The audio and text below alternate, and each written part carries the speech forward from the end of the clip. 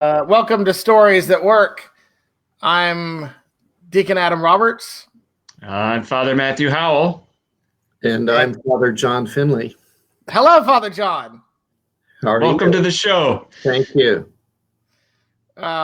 You probably don't know that we've been goofing off a lot, but we've had some good episodes in the same time. Well, yeah, was it last week that we saw? No, 2 weeks ago we saw the nicest bathroom door in Oregon. Yes, we did. That was a great episode. And whose bathroom door was that? That was Hagia Sophia Coffee Shop and Bookstore in Bend, Oregon. And it's an OCA parish that has been doing this. And actually, I got notified on Facebook. Somebody just went by and visited the coffee shop after they saw our show. Score. Yeah. Very good. Yeah, so there's a chapel in the back where they're holding their regular services. When you first walk in, you see the bookstore and there's a coffee shop to the right. And what I like is that they've said they've secured, the best coffee around for the coffee shop, which I think is important. Hey, Deacon Adam, before we go any further, we should probably start with a prayer. That's why I have you. All right, you ready? Yes. In the name of the Father, and of the Son, and of the Holy Spirit, amen. Let us pray to the Lord. Lord, have mercy. Have mercy. O Christ our God, you came among your disciples and gave them peace. Come among us and give us peace and oneness of mind, that we may share the light of your gospel teachings with all that we encounter. For you are holy always, now and ever, and unto ages of ages. Amen. Amen. Thank you for remembering. You're welcome. Okay. So do we have any updates? We do have updates. I have updates. Okay, you go first. Okay, so here's the update from Project Mexico. We actually have spring break groups going right now and another group coming at the end of the week. And as of right now, our home building season is still scheduled to occur. We are not canceling at the moment. If there are groups out there that are concerned about traveling and the coronavirus and things like that, we will work with you and we will be happy to talk with you. Just contact us with your concerns. Other good news is that the board of directors approved 3 test trips to Puerto Rico and the U.S. Virgin Islands to occur this summer. And so those trips are now open for registration. So people can go to projectmexico.org and find the slider at the top of the page to register for those trips. So that's actually really exciting news to continue our construction-based ministry in domestic territories, but still in a foreign culture in Puerto Rico. And that'll be a lot of hurricane relief efforts. And it's considered domestic travel. Yeah, domestic travel. You don't need a passport to go to Puerto Rico or the U.S. Virgin Islands. Yeah. All right, so is that it? That's exciting news. That's it for now. We'll have more updates. Hey, every week there's always an update, right? Yeah. So my update is for the St. Athanasius Academy of Orthodox Theology. I think most of the audience knows I'm the administrator. I'm the working administrator right now for the academy, and we're almost finished. We're doing the finishing touches right now on our fall schedule for the online homeschool studies, and we've expanded our subject list. We have English available for middle school. We're going to have pre-algebra for middle school. Looks like we're going to have 2 different English classes for high school. We have one class that I'm really excited about that I want to see full because if you're a parent and you have a teenager, you need to go check this class out. It's called Compelling Conversations with Father David Rucker, who spent a lot of years as an OCMC missionary. And the goal of the class is to help our teens be able to have an intelligent conversation about the Orthodox Church and their faith with their non-Orthodox friends. It's not evangelism. It's not outreach. We're not there yet. They just need to be able to articulate the faith and the church's teachings. And so he's going to spend a whole lot of time, actually the whole time, on who we are and what we believe. And we were on the same page on this. Is like, I really don't think they're ready for who we're not. They need to know who we are. And he was just so excited. He's like, that is refreshing news that he's so excited. He's going to get to spend a whole year doing this, fall and spring, teaching our teens who we are and how to articulate it. So I'm excited about that class. That's going to be a great class. Father David Rucker was most recently a missionary in Alaska. I know him. I know his wife. We're good friends. That's going to be a fantastic class. So ask him, if you will, if he'll do a class like that for adults. I know. I mean, like, the teenagers need it, sure, but like, we've got an archdiocese full of people who need that class. Well, here's the catch, the 2-for-1. What we do with all of our online homeschool studies, parents are allowed to audit silently for free. And so if you sign your teenager up for this and you think you're going to be interested in it, you only pay for the tuition for your teen, and then you get to watch for free and follow along in what's going to happen. And that's going to be a great class. Yeah, can we sign up every seminarian for that class too? I mean, I feel like I could benefit. I need that class. Yeah. I have a question. Okay. Question, and I would like to answer it myself. What does this have to do with missions and evangelism? That's a great question. And the answer is, it has everything to do with it, because we are after the hearts and minds of our youth. After their hearts and minds, we're going after them. And this is evangelistic. And this type of curriculum is indicative of it. And so this is part of the reason why the Department of Missions and Evangelism has thrown some effort into revitalizing the correspondence courses of St. Athanasius Academy, which are on a collegiate level, and putting them online so that they can be taken through a distance learning format.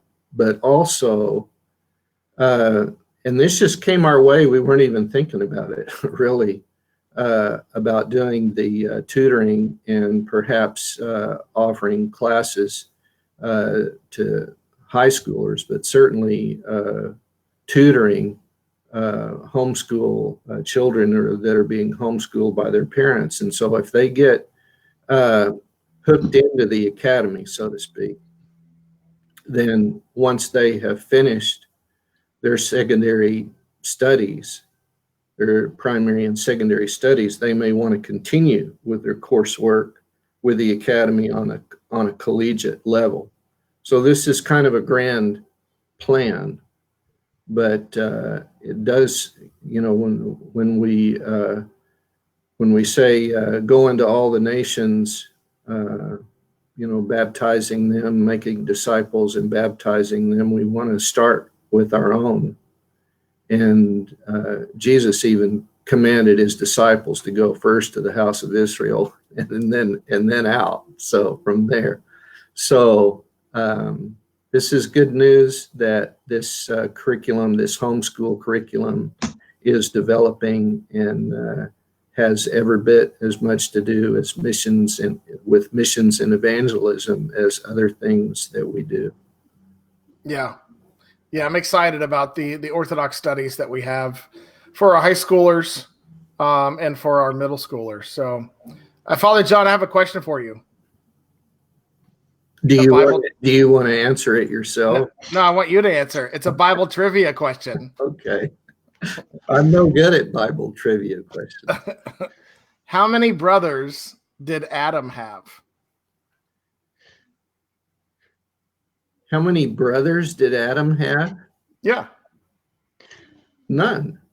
Yeah. Good answer. Good answer. You got it right. We need So- a button that like throws confetti down on I the screen. know, I need a confetti button. I'm still trying to find. Sometimes questions are so tricked that you think, well, gee. Yeah. Yeah. All right. So those are our updates. I have a story to share. I hope the two of you have stories too, but I can go first unless one of you want to go first. After you. Okay.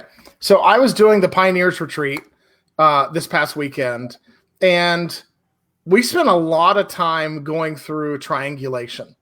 Explain, just for the sake of the listeners, just explain why we call this retreat Pioneers. and what scripture that's referring Yeah, it's from Hebrews 12, verses 1 and 2. We're familiar with verse 1 where it talks about the great cloud of witnesses. And then it goes on to say that we must follow Jesus, our pioneer and perfecter of our faith. And so, being a pioneer is really not that easy. And it actually has a Middle French root for peon. So we're being called to be peons. But there's a lot of humility in being a peon, right? And so it's a special retreat for spiritual reorientation in trying to overcome some 80-20 problems. That's what the Pioneers Retreat is. 80-20 is the Pareto principle. So like we're familiar with it in the terms of 20% of the people are doing 80% of the work. 20% of the people are providing 80% of the budget, right? And so these kind of 80. So we go through all these different 80-20 scenarios. And the last one we talk about at the Pioneers Retreat is that 80% of the congregation prefers triangulation. And so when they go through some scenarios. And Can so you explain what triangulation means? Yeah, I'm going to show you exactly what it looks like. It's when I come to you, Father Matthew, and go, hey, Father, some people are saying ... And you go, well, what people? Well, I can't say. Well, then they need to come to me directly. So instead of coming to you directly, they've gone off over here, and then they've come to you, and now we have a triangle. It often happens with like a priest wife. They'll go up and say, hey, Father so well, you're married to him. Would you talk to Father about such and such? It happens to deacons all the time. You're clergy, you know how to talk to Father. And I feel like if I talk to him, he won't listen, right? And so triangulation is what 80%, and I think it's good intentions. They really are trying to figure out how to accurately convey a message, right? But for some reason, they lack the confidence to think that they can do it. So we spent a lot of time on triangulation. And so what I took them through, we kept coming back to it. We had 3 or 4 scenarios where they would ask me, what about this scenario? And I would go, well, that's triangulation again. And they were just shocked at like how it kept coming up. And I said, the devil uses triangulation to create a divide between people that are close. And so he wants to divide the priest and his wife. He wants to divide the lay leadership and the priest, or divide the deacon and the priest. And so we have to fight that. And so what we talked through that they hadn't thought of, what is it? Is that a plane? Yeah, that would be a plane going over my house. So what we talked through was, I said, okay, let's say, for the deacon, let's say someone comes to you and says, hey, will you talk to Father about such and such? And you say, really, that's not really the right way to handle it, but I'm happy to sit and talk with you to help you find the words to match what's in your heart so you can talk to Father. So we can offer help in these scenarios. Instead of just shutting them down, we transform the conversation to how can I help you have this conversation with who you want to have it with? And it's almost always around the priest, someone who doesn't want to go directly to the priest, and they're using triangulation to get a message across. And so we did this 3 or 4 times, and they really started to see where triangulation is really dangerous, creates a lot of problems. And we have people that we can go talk to say, I want to talk to Father about such and such. Can you help me find the words? Right? And if that's genuinely what you're trying to do, that's different. I don't mind someone coming and say, at my church, I want to talk to Father about Sunday school. Okay, let's talk about it. And they tell me what they're trying to figure out to say, and I try to help make sure they're coming across the way they want to. That's the whole point. Are they accurately coming across? I don't have to agree or disagree with them in this scenario. That's not my role. I'm just helping them form the message. So that was my story that worked this past weekend, and I was just it was very interesting to me how it came up a lot. And I could tell that we really made a lot of progress in getting away from this problem at that church. If I could just pop in here, that this is a story that works, because this pioneer retreat works in the churches. It seems like when we were first talking about this, we were kind of floating the idea of the 21%, right? Yeah. In other words, if we could just bring that 80-20 to 21%, 79, that would have an impact on the parish, because the 20% really more or less represents the core of the parish. And most priests or even the people in the church can kind of identify who that core is by the people that are coming to the Vesper service on Saturday night. When I read the reports that come from our missions, one of the first things that I look at is the ratio between the attendance at Great Vespers and the attendance at the Divine Liturgy. And I'm looking for 20% at Vespers. Let's say if we had 40 people at Divine Liturgy in a mission church, do we have 8 people at least at the Vesper service? Well, that's actually not bad. 8 people doesn't sound like much, but in a church with an attendance of 40 on that's actually not bad at all. And usually when missions are first starting, everybody's doing everything. And as they grow to what we might refer to as a normal size, that's when this 80-20 kind of becomes institutionalized. And that's when we really need to start working on, if I've got a church of 200, do I have 40 people at Vespers? Because that's what we need, in my opinion, to be maintaining a healthy parish. And if we could grow that to 44 at Vespers, that's actually, you can feel that. And if we could grow it by 2% and have 48 to 50 instead of 40, you can feel that. You can see that. It's palpable. And so little by little, a retreat, if it can move us up 1%, it's significant. So I would encourage you, if you're listening, to get in touch with the Department of Missions and Evangelism, either get in touch with me or get in touch with Deacon Adam directly about this retreat. And not only triangulation, but many, many more things in terms of getting that core activated and growing the core membership in the parish of the church. Yeah. I forgot we had called it 21% for a little while. Yeah. Yeah. Just making a little bit of an improvement. So Father John, do you mind? I don't know if you have another story that works, but I think it'd be good to share what you're doing, how you're doing catechism with St. George in Utah. Well, you've heard the saying, necessity is the mother of invention. And Is that in the book of Hezekiah? It's in the book of Hesitatus. Along with those other good sayings like cleanliness is next to godliness and things like that right. aren't actually in the Bible. Right.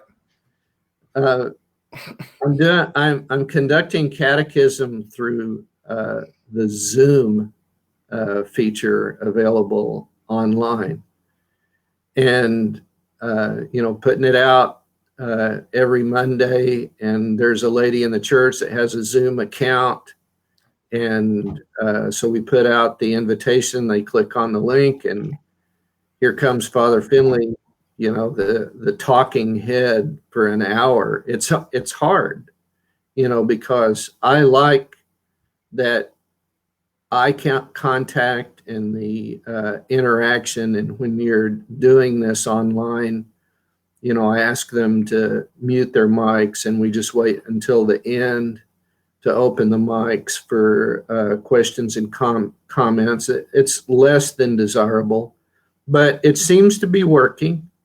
And we've gone through,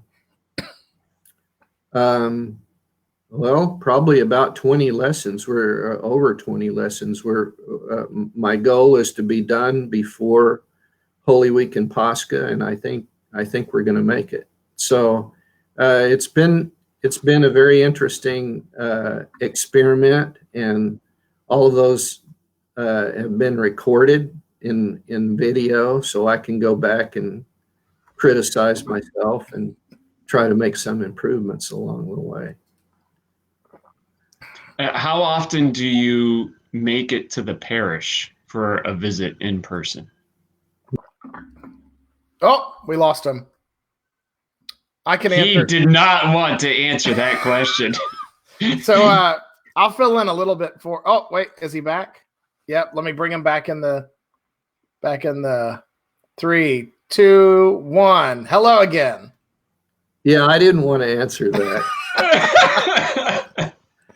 So once a month, and we've got Father Justin Havens coming down from Saints Peter and Paul in Salt Lake City as he is available.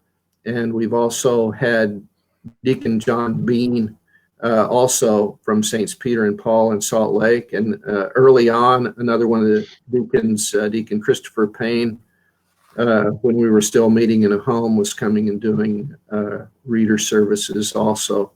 So we're trying to take care of them as best we can. I'm going out this weekend, and we're looking forward to that. I'm curious. Oh, you go next. You go next. Just after you make a visit like this weekend, are you still going to have the catechism class on Monday night on Zoom? On Tuesday, or are you going to do it? Night. Oh, okay. I've thought about doing it Sunday after Divine Liturgy and coffee hour, but I may just sit there and kind of have a Q&A with them rather than the official class that I would otherwise be giving on Tuesday night. Yeah, to clarify, what he's saying is the invitation goes out Monday night for the Tuesday night class. Classes on Tuesday night. What I was curious about was how many people are you having people gather at the church to tune in, or are they all doing it from home? We were initially, before fear engulfed the nation. And now everyone's doing it from the safety of their homes. Yes, isn't it wonderful? I think this is great. One of the things that I've been working on, and one of the reasons we did the Digital Evangelism Conference back in October is I think we have a lot of capable people, not everyone, but we have a lot of capable Orthodox Christians who could help us flood the internet with Orthodox content. And so I look forward to you to share, Father John, what you and I have been talking about with the audience. We're talking about how can we share this content with the rest of the world. Because when someone just starts to find the Orthodox faith and they're interested, they're hungry for a lot of content. And I think what you've put together here in this, how many weeks have you planned out?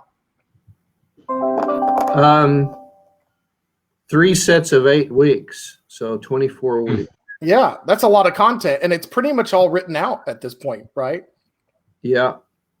I think I've thought often, and we haven't really set our minds to it in earnest, but I thought often that a great project for St. Athanasius Academy of Orthodox Theology as a follow-up to the Orthodox Study Bible would be to put together a catechism and get a team working on it. But one of the things that's been missing, in my opinion, in our catechetical instruction. And of course, catechism is really, it's not all instruction, and most people think it is. There's like, I look at it in two parts that are running along simultaneously. One is information, and the other is formation. Mm-hmm. And you can't do formation this on Zoom. Right. But you can do information. And so this is a part of the process of inquiry, or the catechetical process. And so I think one thing that's been missing in the process of inquiry, or the process of information, is on the moral teachings of the church.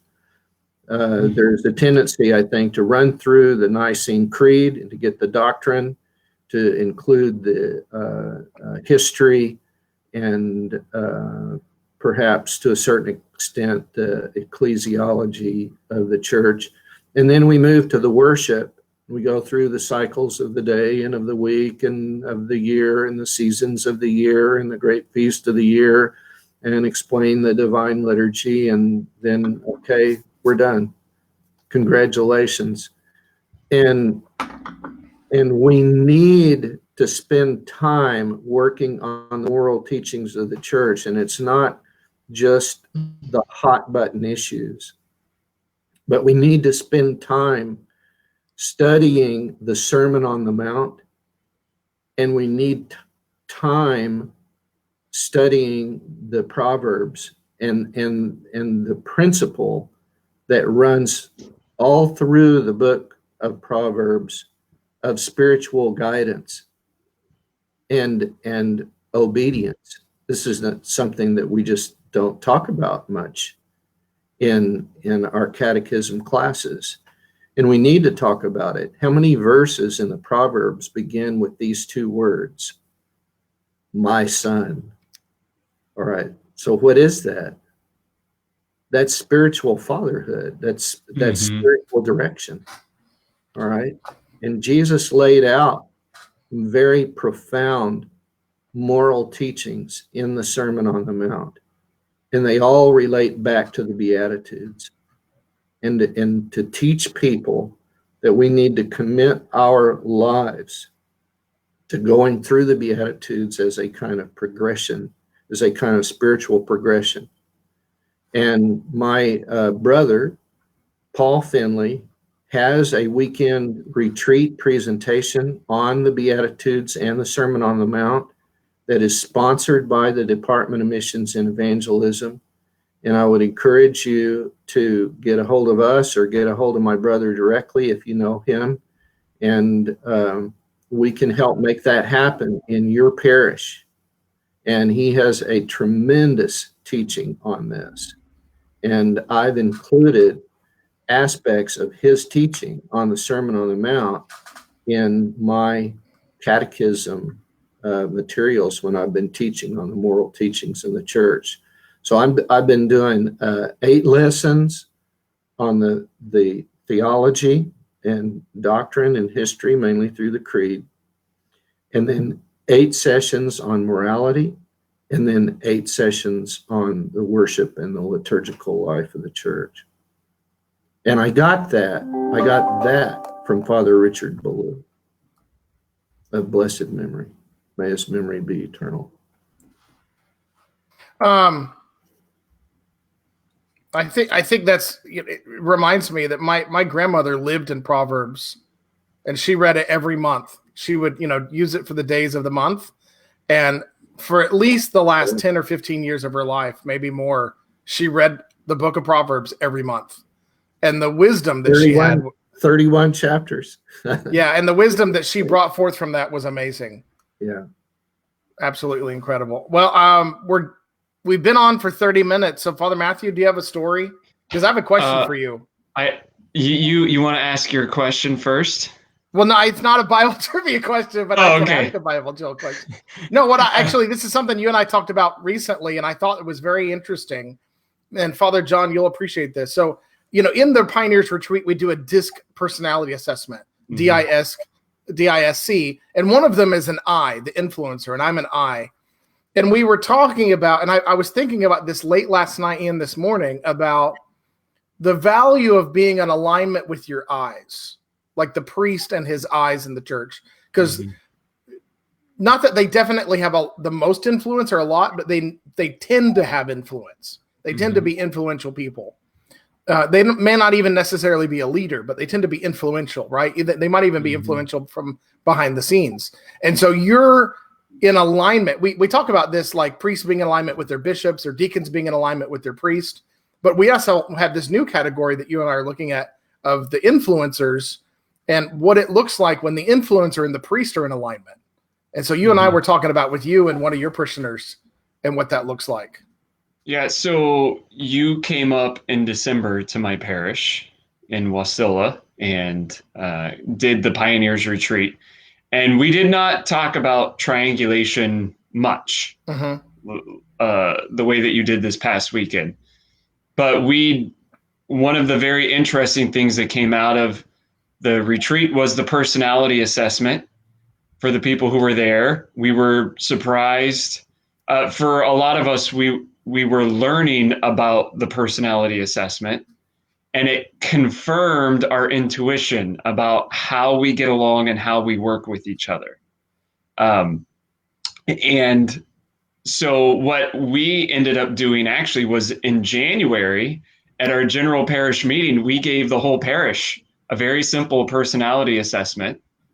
And we took those and somebody basically made notes about who would work well with each other and who probably wouldn't work well with each other based on their personality category. And, we aren't going in depth with like major psychotherapy, but there were a couple of people identified as I's, as influencers. And these are people that I had already intuitively known that I need to be in alignment with them. But since the retreat, I've worked much harder with them to make sure that we're on the same page.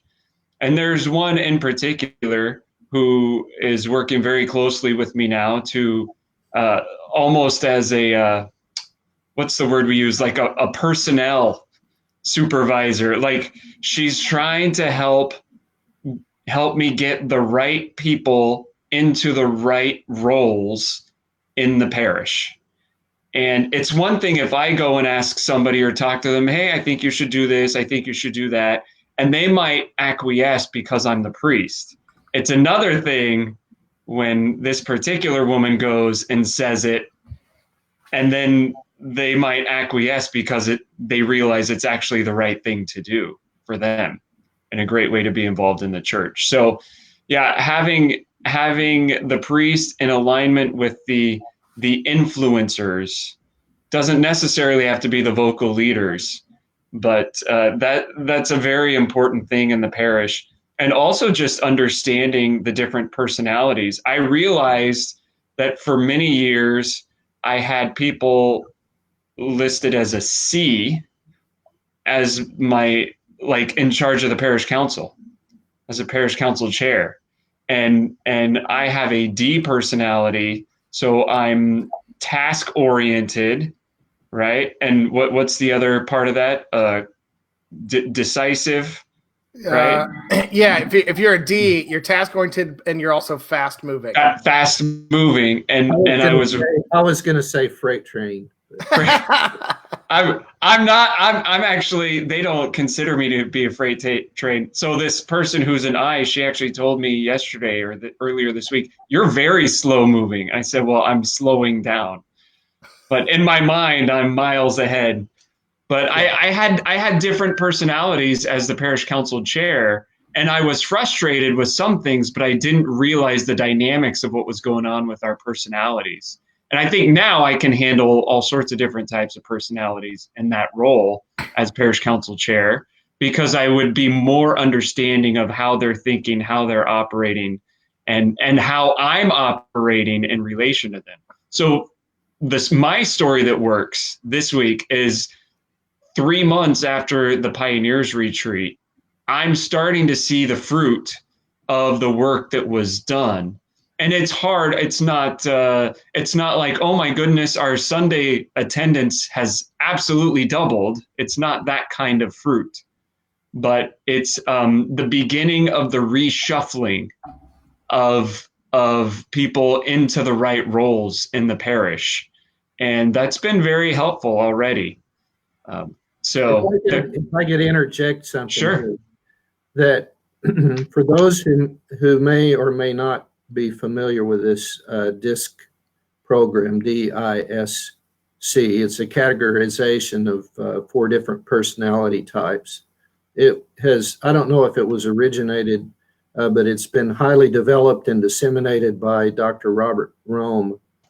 And we can look at these kind of things as kind of a pop psychology or modern psychology that has nothing to do with the Christian faith or anything like that. But this man is a deeply committed Christian man, and he's related these things to the scriptures and to certain biblical characters, and kind of helping us to understand, especially with some of the disciples. I wish I could reiterate it to you here right now, but all I'm saying is I've even read in St. Nikolai Velimirovich in some of his writings where he makes reference to different personality types. Oh, we lost Father Matthew. It's like lost Father Matthew. Well, anyway,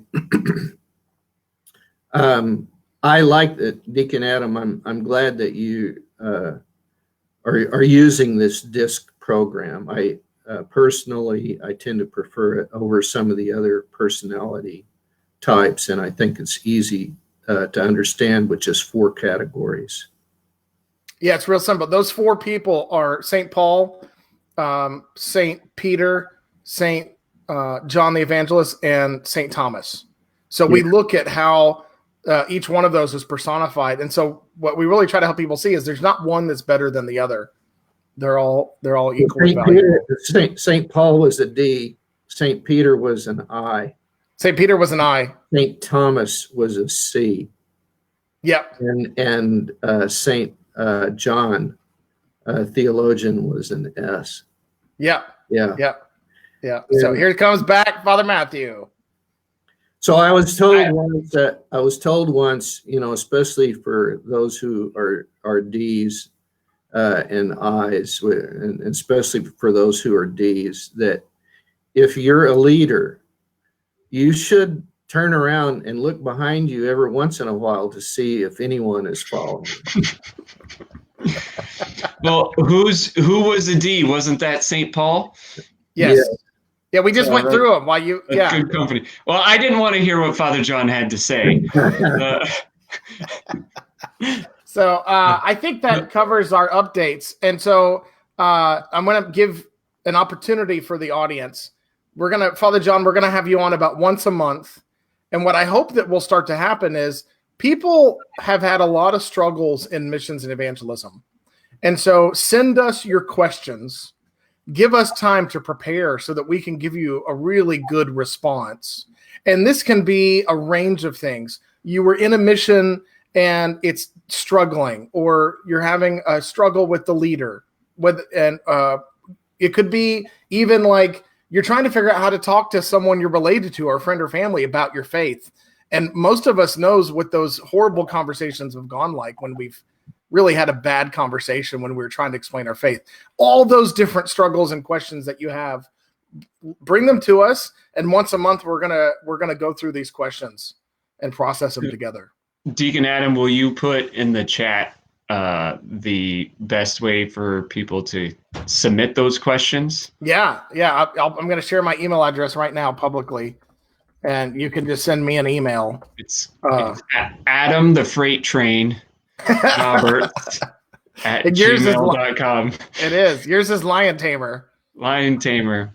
Yeah. Father John, my role is to tame the lion, which is Deacon Adam. He looks frozen. He does look frozen. He doesn't want to hear what we have to say. He's You know out. what? I have a feeling there's a lot of people home today. I wonder if we're going to overload the internet today. Yeah, probably. There's a lot of people staying home, and so the internet's going to get tested on what it can handle on bandwidth. So, but he'll be back next month. He'll be back, unless something special happens. We'll have him on every month to share a story that works. We'll share our stories and give us some questions. And you'd be surprised how much Father John's been through. And he's been full time with the department since the 90s. He's started dozens of missions, and I've been in this work now full time for almost 7 years. So we've dealt with a lot of these scenarios. It's our full time work, and so we want to help you work through this. And then Father Matthew, you've had a number of years now as a missionary priest. To some degree, some people wouldn't consider it that way, but I mean, I'm in the northernmost parish in the archdiocese, so let's say that I'm a missionary priest. You're kind of like an outpost. Yeah, to some degree. But it's the weather is one challenge, and it affects people in different ways. But what's interesting is that we aren't just an outpost; we're also a destination. Alaska is a destination. So I normally get more people coming up here to visit friends, family, go on vacation than, say, my dad does down in Sacramento, California. I'll have a wider array of visitors through the summer than in some other places that might be more nondescript. Father John's back. All right, we have more questions to ask. I've got a question. We have more questions. Father John. You have a question. Father Matthew has a question. Welcome back, Father John. My PC ran out of battery. I had to go plug it in. All right, Father John, here's your question. How many books of the Bible were written by Solomon, King Solomon? And this question came up because of your reference earlier to the book of Proverbs. Oh. How many books were written by Solomon? And as a bonus question, can you name them? Okay. In the King James, 1. Okay. In the real Bible, I think there are at least 2. Yes, there are at least 2. Are there more than that? Yes. Okay. Well, you got me. Okay. I was going to say 3. So is it more than 3? 3 is the correct answer. Now, can you name them? Well, there's a Wisdom of Solomon that was not written by King Solomon. So I'm in double jeopardy. I only know that because I was just reading that last week in the Orthodox Study Bible. But that was actually one of the latest books written in the Old Testament. I mean, we're talking about 1 to 2 centuries BC. So there's Proverbs, of course. Are we looking at like 1st and 2nd Kings? Not written by King Solomon. There's one that starts with an E. Ecclesiastes. There you go.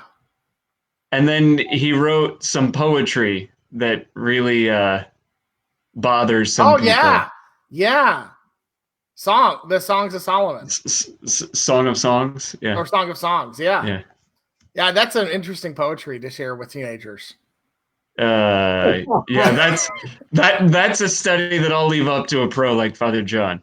So that was a really difficult question, Father John. That was good. Lots of landmines in it based on the version of the Bible you use. Yeah. And but it came up, I was thinking of it, and the card was actually right in front of me, but you mentioned Proverbs earlier, so I thought that would be a good way to finish the show. That was a good question. Okay. Well, Father John, thanks for coming on. We'll have you back next month. And we're back with, I think we have the next few weeks already full with guests. We've got a good lineup coming up. Yeah. I'm We gotta excited about next week's guest. Yeah, Very this is good. we're gonna be going like all over the world. Yeah. I love that. So okay. So until next time. All right. All right. Thank you. You're welcome.